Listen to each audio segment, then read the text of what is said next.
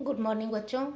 आज हम लोग शाला पूर्व बालकों के लिए आहार आयोजन से short answer type question answer करेंगे।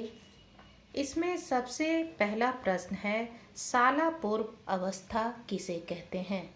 इसका उत्तर होगा, जैसा कि शाला पूर्व अर्थात स्कूल जाने से पूर्व की अवस्था। यह अवस्था 1 से 6 वर्ष के बीच की होती है, अर्थात स्कूल जाने के पूर्व की अवस्था को शाला पूर्व अवस्था कहते हैं। दूसरा है, शाला पूर्व बच्चों के आहार पद्धति कैसी होनी चाहिए?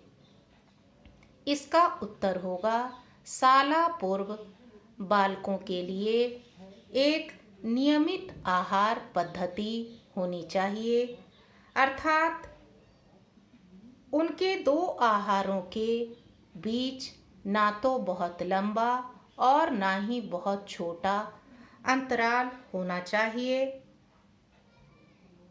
शाला पूर्व बालकों के 2 मुख्य आहार के बीच अल्प आहार की व्यवस्था अवश्य होनी चाहिए।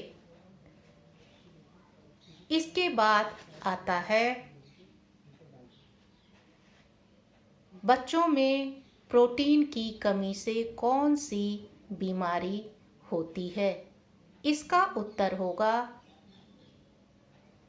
बच्चों में प्रोटीन की कमी से क्वाशियोरकर नामक रोग हो जाता है। इसके बाद का प्रश्न है, शिशु के विकास में विटामिन ए, विटामिन सी एवं विटामिन डी क्यों महत्वपूर्ण होता है?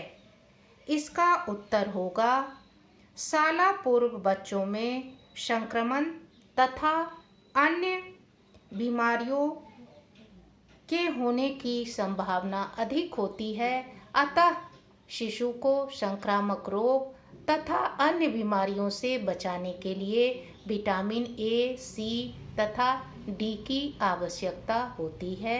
विटामिन ए बच्चों के आँखों की रोशनी और आँखों की को निरोग रखने के लिए आवश्यक होता है। विटामिन सी शिशु को संक्रामक रोगों से बचाता है, जबकि विटामिन डी कैल्शियम एवं फास्फोरस के अवशोषण में सहायक होता है। इसके बाद प्रश्न है, बच्चों के आहार में खनिज लवण की आवश्यकता क्यों होती है? इसका उत्तर होगा, शाला पूर्व बच्चों के दांतों एवं हड्डियों के मजबूती के लिए तथा उसके संतुलित विकास के लिए उसके आहार में खनिज लवण, विशेष रूप से कैल्शियम और फास्फोरस की आवश्यकता होती है। इतना ही नहीं, बालक के शरीर में रक्त की पर्याप्त मात्रा बनाए रखने के लिए उसके आहार में लौह तत्व का होना भी आवश्यक होता है।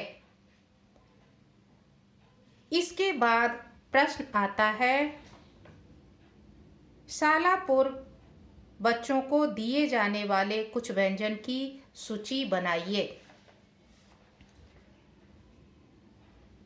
इसका उत्तर होगा, शाला पूर्व अवस्था प्रायः 1 से 6 वर्ष के बीच की अवस्था होती है।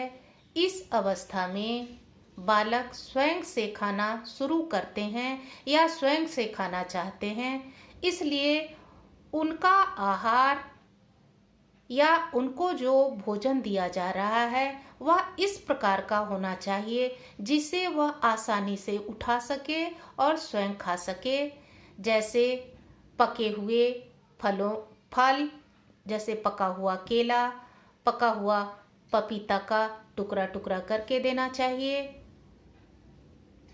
पके हुए फल को अच्छी तरह से मसल कर देना चाहिए। सूजी का हलवा, सूजी का खीर, दलिया इत्यादि शिशु को आहार में देना चाहिए। धन्यवाद।